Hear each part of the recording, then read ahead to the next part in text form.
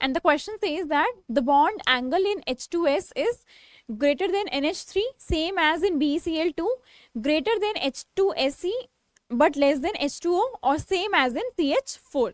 तो आपको बताना है कि इसमें से कौन सा करेक्ट है for the bond angle in H2S. Actually the key concept of this question is, जो bond angle होता है that is directly proportional to the electronegativity of central atom.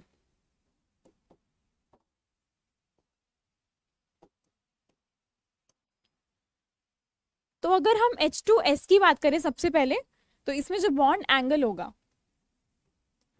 सबसे पहले we have to calculate the steric number and for this it is equal to number of sigma bonds and then the number of lone pairs is equal to 4, and so hybridization is sp3. That means structure will be like this.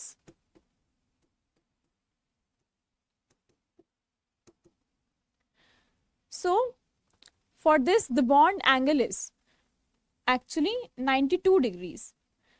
ये इतना कम इसलिए हो जाता है क्योंकि इसमें repulsions होते हैं by the lone pair and the lone pair bond pair.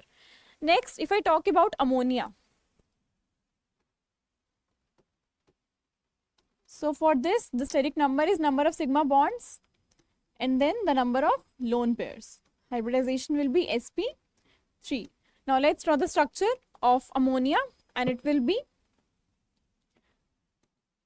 3 sigma bonds and then 1 lone pair. तो यहाँ पर एंगल तो होना चाहिए था 109 डिग्री 28 मिनट, बट क्योंकि यहाँ पर लोन पेयर प्रेजेंट है तो जो एंगल होता है दैट इज एक्चुअली 107 डिग्री, क्योंकि इसमें रिपल्शंस होते हैं lone pair and bond pair के बीच में. Next, if I talk about BeCl2, so BeCl2 number of sigma bonds 2 और लोन पेयर तो है ही नहीं, so hybridization will be sp. That means the structure will come as linear. So angle यहाँ पर तो 180 डिग्री हो जाएगा.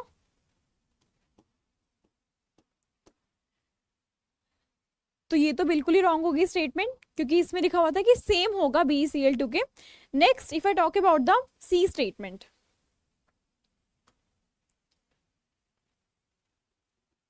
Oxygen, sulphur and selenium.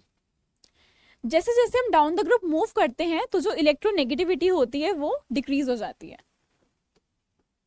Down the group electronegativity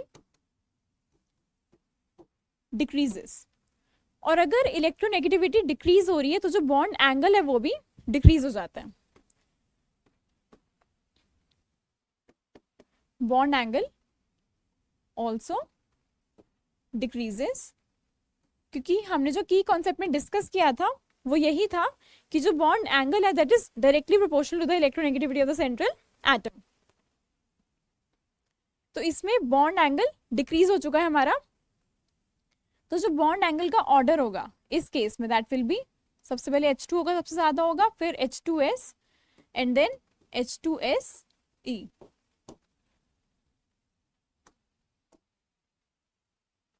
So this is the order of bond angle.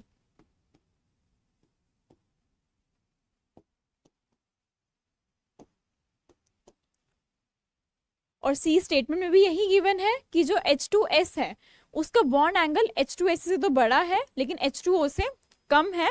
That means option C is a correct answer.